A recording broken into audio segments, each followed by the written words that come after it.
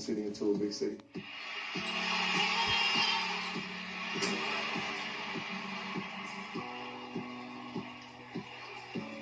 Just love being around here, man. Just going out to the mall every day, meeting new people. Man, my man right here going to work. What's he got? I love, the state of Oklahoma so much, and just to get so close to home, just do all I can to help. I'm just trying to bless them with what I got and what I can. They need it more than I so I think that's what I can do the most is just be there for them. You love us how we are. We're all a work in progress as men, and you still love us, and I thank you so much for embracing us. And it's Golden State for Kevin Durant. That call to Oklahoma City was the hardest thing I've had to do in my life. Being in a place for so long and the relationships that I built, those 9 years you can't erase. That love doesn't fade. Those memories don't erase. That's always going to be a part of who I am. This next step in my life, I want to conquer it and get better every single day. Welcome back. We're at Pecker's Restaurant here, and we'll be here all day long in Oklahoma City. I'm here with Royce Young, who covers the Thunder for ESPN. Everybody's represented here, right? Oklahoma, Oklahoma State, and, of course, the Thunder. Yeah, a few Cowboys. Is that what I heard back there? All right. So there's a lot of emotion here. February 11th has been circled on the calendar for quite some time. Put us in the mindset of all of these fans and those who will be there tonight. To me, Hannah, this feels kind of like a night for closure. Oklahoma City fans, Thunder fans haven't had their opportunity to really express themselves and how they felt about Kevin Durant's decision. I've talked to a lot of fans throughout the week, and most of them kind of echo the same thing, that they don't hate Kevin Durant. They don't even really dislike him necessarily. They just hate the decision that he made. So tonight's kind of that opportunity to express that. So it's a way to vent, yes, I guess, their absolutely. feelings. Let's go back to last summer before he left for Golden State. And again, he announced the decision, wrote in the Players Tribune, and that happened on July 4th. But before that time, he had been in the Hamptons, calling all suitors. And he had dinner with Russell Westbrook and Nick Collison in Los Angeles. What was discussed in that dinner? A lot of things. And that was the Thunder's kind of plan, was to let the players that spent the most time with Kevin Durant, Nick Collison's the longest tenured teammate Kevin Durant's ever had, Russell Westbrook right behind him. Obviously, they had an incredible kinship and brotherhood, to let them kind of pitch Kevin Durant and say, look, this is what you mean to this place, this organization. And I was told that Russell Westbrook, and this isn't very easy for Westbrook, was very open and honest and really candid with Durant, trying to kind of encourage him. Even offered to fly to the Hamptons and re-recruit Kevin Durant if he wanted, but Durant's camp didn't want him to come. After that dinner, though, how confident was Westbrook that Durant would be back? The Thunder felt like he was going to come back. Everybody did in the organization. Nick Collison, Russell Westbrook. It wasn't necessarily made implicitly clear. Durant was telling everybody he wanted to go through the process, wanted to experience free agency, wanted to go to the Hamptons and hear the pitches of all the teams, the Warriors, the Spurs, the Heat, everybody. But the Thunder felt like he was coming back after he left the city, went to that meeting.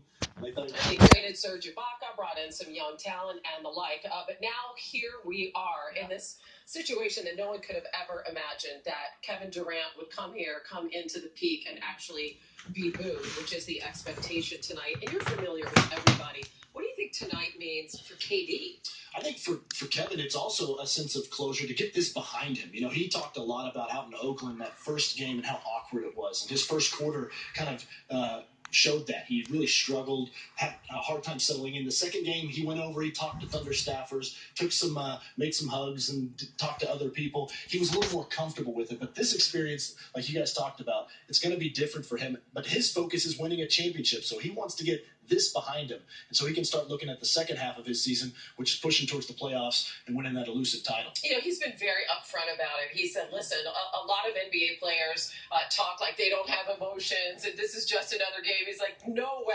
I've been thinking about this game for a month. What about Russell Westbrook? What does tonight mean for him? I think for Russell, in some ways, he's kind of the bystander in this situation. He's the guy that got left. He's the guy that got dumped. So I think for him, he's going to kind of experience some of the emotion as well. But I think that the Thunder fan base is going to feed off of him. And I think that that's maybe why you're going to see some of the reaction in the arena, is because the Thunder fans, they want to feel like they've got Russell's back. He re-upped. He signed an extension with him. Did. And they want to make sure that they don't disrespect him. They want to show that they've got him. Right, he was very quiet for a while. We didn't hear from him after July 4th until he did announce that indeed he'll be with this team through next season. And what a leader he's been. Royce Young, thanks. Should be a great day. We're just getting started. It's Sports Center on the road. Rachel Nichols, the host of The Jump, will be with us at the bottom of the hour. We have a lot coming up for you. Kevin Durant's homecoming. We're live in Oklahoma City all day long. Kevin Durant, now a member of the Golden State Warriors. He has to make a decision that's best for him. It's a devastating loss for the Oklahoma City Thunder. I found out like y'all found out on the news, on the cell phones, and social media. Hopefully he understands, and I'm sure we'll talk again. He said, I feel really grateful to play with a bunch of players who are selfless and enjoy the game in its purest. That's cute, man. We don't worry about all the selfish guys we got over here, apparently. You avoided making it about you versus Russell Westbrook. Yet in the third quarter, you two guys took center stage. What set that off? I don't even remember. Are you okay? You got speaking terms? No. Really don't remember that back and forth with Westbrook?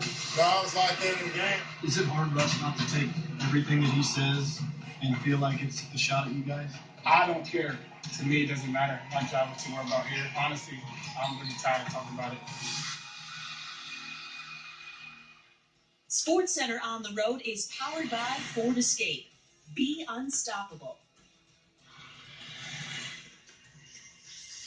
Before KD and the Warriors got to OKC, they had a game last night in Memphis, and Draymond Green stole the show. And he didn't even score 10 points. He scored 4 points. How does he steal the show? Well, he led the way by setting up his teammates for one. Leading the break, finding Klay Thompson for a three. Thompson had 36 points, by the way. So it's not like he did nothing. Draymond, nice pass to Kevin Durant. So Draymond Green had 10 assists. And then he really stole the show on defense. Second quarter, with the Warriors up 8, the steal by Green. And then he just, wow, that's a slam. My goodness. And he's fired up, as he should be. Fourth quarter, Draymond Green sitting on 9 steals. And then he reaches in and he pokes this one away from JaMychal Green.